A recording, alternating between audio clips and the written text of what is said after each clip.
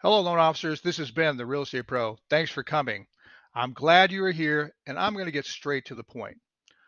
I want to help you to not only assist your clients today, but way into the future.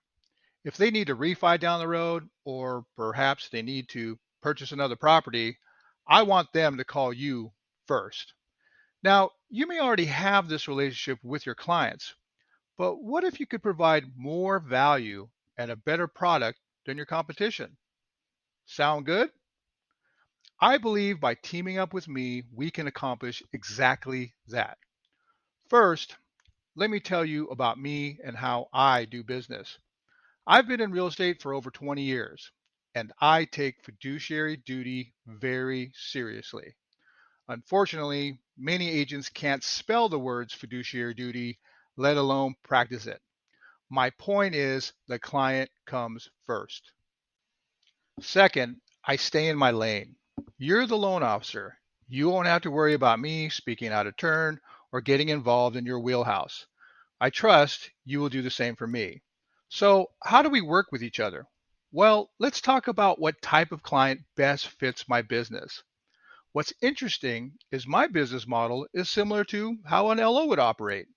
I don't have to be in the same town or even the same state to help a buyer find the house that they will love and provide services above and beyond what a traditional buyer's agent does today.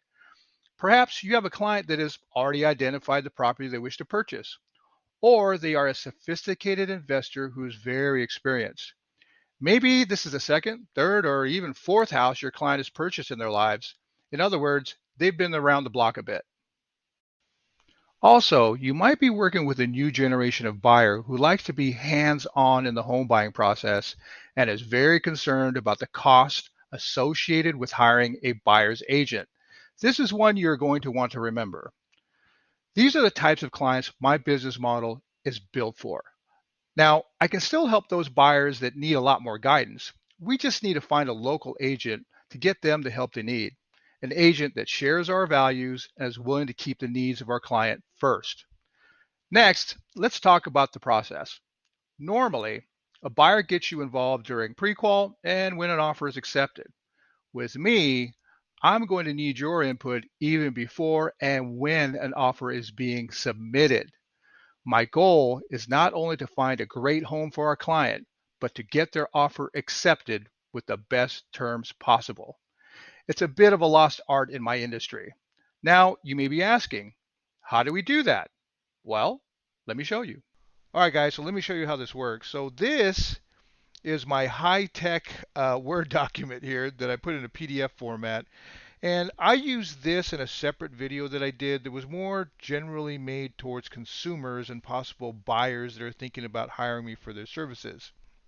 Now, what you're seeing right now is the typical structure when it comes to uh, a purchase price and a seller and buyer agent commissions. Now, sometimes it's called the selling agent is put down as the listing agent, and the buyer agent is put down as the selling agent. But we're talking about the agent that's representing the seller and the agent that's representing the buyer. Okay. Now, in this very simplified scenario, we're looking at a $500,000 purchase. We have the seller agent, typically, let's say they agree to a 5% commission in this particular case, and the selling agent is now splitting that commission with the buyer's agent. So two and a half, two and a half. It's a $500,000 purchase. It's 12,500 each for a total of 25,000. So net to the seller is 475,000 minus their closing costs. Now, the reason why I haven't itemized those is because generally they're going to be the same no matter what scenario that we look at. Okay. Um, and like I said, we're just talking about commissions and how they can help you and I help our clients. Now, let me go with just to kind of give you an idea of what I'm talking about, a little bit of background, or what I was in the video that I made for clientele or the consumer. I compared these two offers. Now, offer one is just like I said, the normal traditional offer. Offer number two is an offer a little bit more consistent with my business model. The price is the same. The selling agent commission is the same, but my compensation is typically a flat fee. Now, I just put 5,000 in there as a placeholder, just a number to put in there as an example. Now, I do have a service that's pretty close to this, okay, that's close to 5 grand. All right. Now, the reason why I have these two scenarios is because if a seller's looking at two offers, the purchase price is exactly the same. Obviously, the listing agent is getting the compensation that they've negotiated, and the buyer agent commission is different. One is 2.5, and one is 5 grand. And in this scenario, and what's going to be happening here moving to the future with the new NAR settlement rules, is a lot of buyers are going to be asking sellers to help them pay for their buyer's agent commission, or like a portion of it, or all of it, really. So they may ask for that as well as some type of seller concession. All right, that's going to be pretty popular. We're kind of in a little different market right now. Of course, that can change. It's going to be interesting once we get back into a seller's market, how all this is going to flesh out. But for right now, and for the purposes of this this conversation that we're having here, uh, this is the types of offers that we're going to get. So, being a seller, if you're looking at these two offers and they're exactly the same, purchase price is exactly the same, you're paying your seller's agent the same amount, but the buyer's agent is only asking for 5 grand, then obviously it's not going to take a rocket scientist to see that they would favor this type of offer over the other one if they're solely looking at net. Now, of course, there may be other factors that may affect whether someone might accept an offer or not. But if we're talking from a net standpoint, this is much more attractive to a seller. So the point I'm trying to make here is the amount that a buyer negotiates with their buying agent, the amount that they agree to pay, and then the amount that they're more than likely they're going to be asking the seller to pay for, is going to have a huge effect on whether their offer is going to be accepted or not. Now, this is something a lot of buyers agents, they don't get yet. Trust me, I talked to a lot of them. This is news to them, or they don't understand it, or it just doesn't compute. All right? And this is where I think my model really helps out, okay, where is superior in that it provides more flexibility to the buyer. And I'll go ahead and illustrate that here in a second. So we're just going to go ahead and take an offer that that has a buyer compensation being offered by the seller. Now, contrary to what's out there in the world right now, buyer's compensation, or a seller offering buyer's compensation, or a buyer compensation to pay their buyer's agent, is not illegal.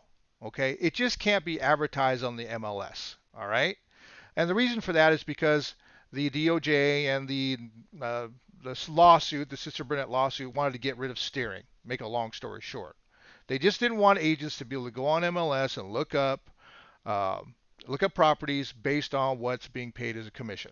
All right, that's what they wanted to do, and this, in theory, the new rules eliminates that.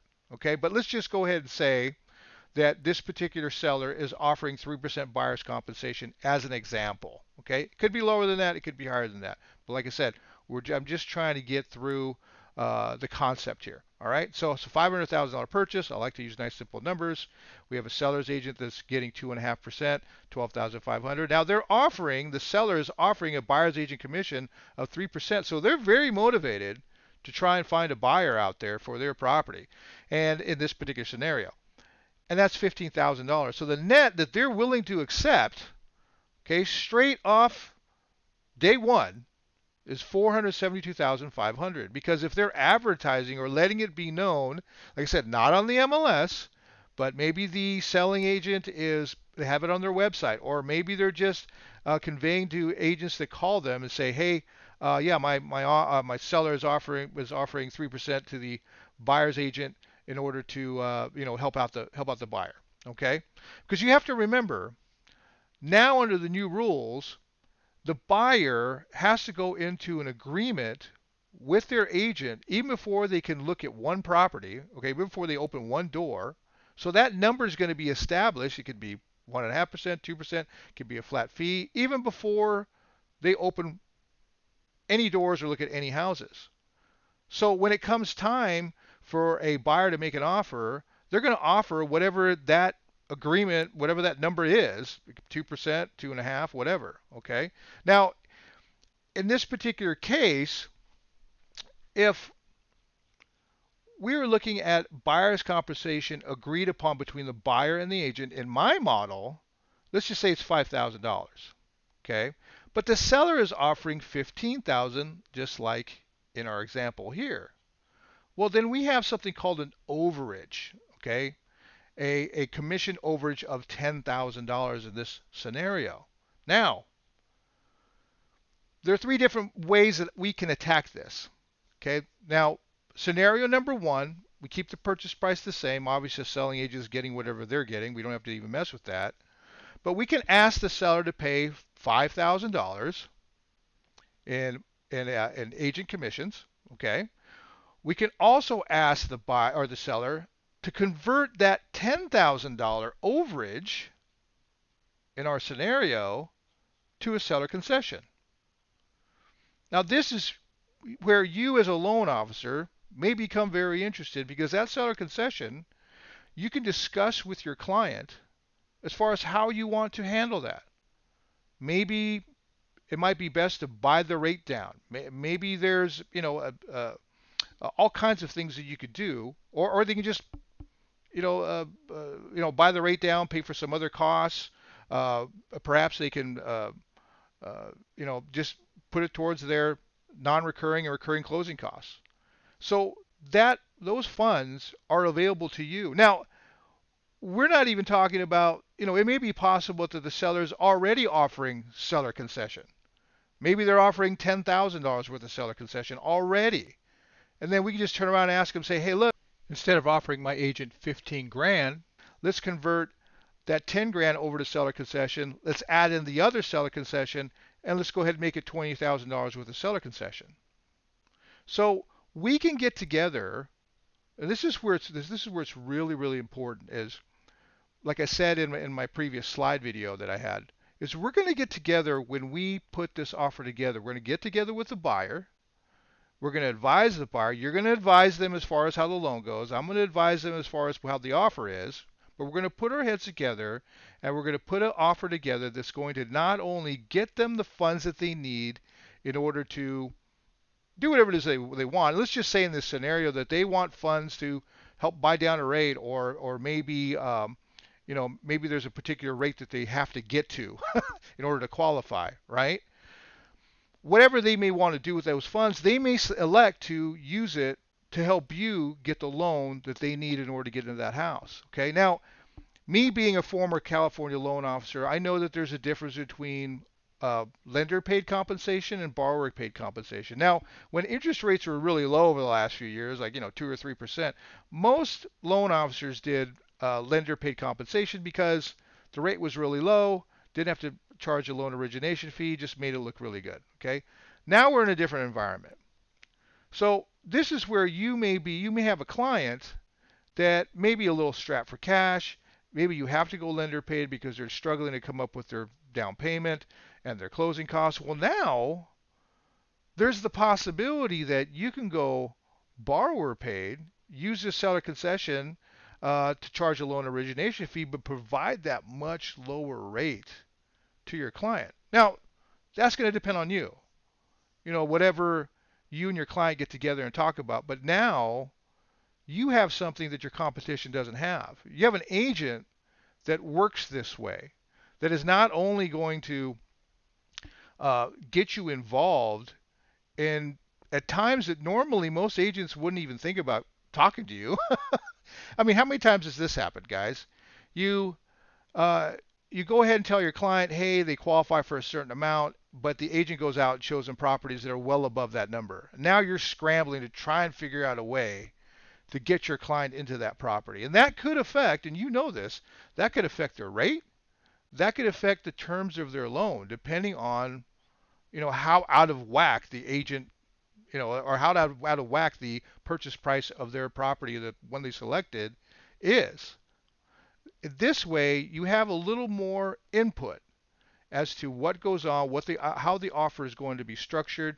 Now it's going to be up to the buyer how they want to do it. It's their decision what they want to do with this money. It's their money.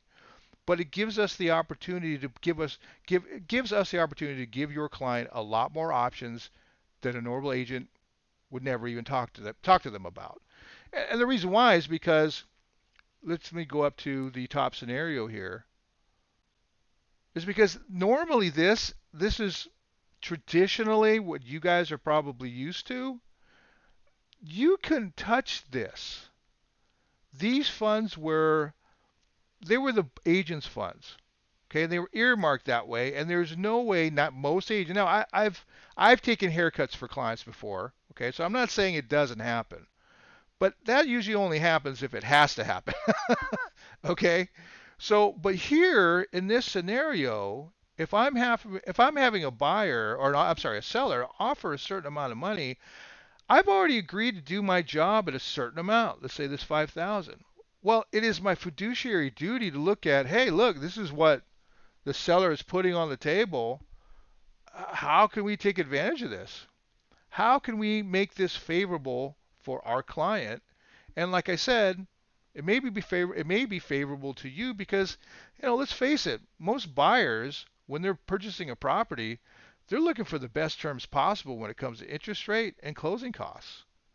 And if you can provide a lower rate than your competition because you have this structure, because you have an agent that is willing to work with you hand in hand, not only, when they need a pre-qual or, when they finally get an accepted offer, but when we're going through the whole process from day one all the way through to offer and then closing, puts a lot of comfort. I know it would for me. I'd be a lot more comfortable working with an agent like that. Number one, and then number two, it's a lot of value that I could provide my client. So a scenario, you may have somebody that comes in and they kind of fit my business model. I talked a little bit about that in the video in my slide video that preceded this video.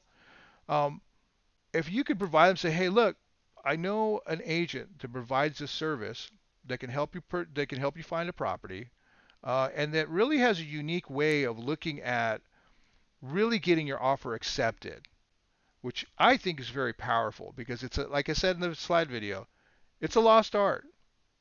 There's really only a few ways people really handle anything like that. It's more of a, well, this is just the way how things are done type of attitude. I'm not of that attitude. My attitude is simply this: provide the best possible scenario that will get an offer accepted and provide the best value I possibly can. And I think not only is my model in many of the scenario, the business model I have for many of these clients, not only do I think it's better, I think that it'll get them to come back to you over and over again. Say, who's that Ben guy? Hey, look, can we work with him again? Well, what he did was great. And the rate that you got us was awesome. You totally beat the pants off the other guy we were talking to, and that's what I want. That's what I want for you. Look, I used to be a California LO myself, so I know exactly what your struggles are, and I'll keep that in mind. Okay. Now, of course, we have to do what's best for our client, proceed how they want to, but like I said, this is something that you can be in the driver's seat on. You can help make decisions. You can put in input where no other agent's going to allow that. Okay, guys? Now, if you guys do have some more questions, my contact information will be at the end of this video. My website, which has a bunch of information that you can go and look at, that you can show your clients. If you are thinking about using me, saying, hey, why don't you just go to this guy's website, go ahead and look at what he has to offer, and maybe have them. And we certainly do want them to make the decision whether they want to use me or not. But like I said, I think if we were able to work synergistically together in order to find the house that they're looking for, and then also get them the loan or get them the scenario or to get their offer accepted, because you don't make any money as a loan officer, and I don't make any money as a real estate agent unless we have an accepted offer. So anyways, guys, hopefully this helped you. We'll talk to you next time, and I look forward to talking to you real soon. Bye-bye.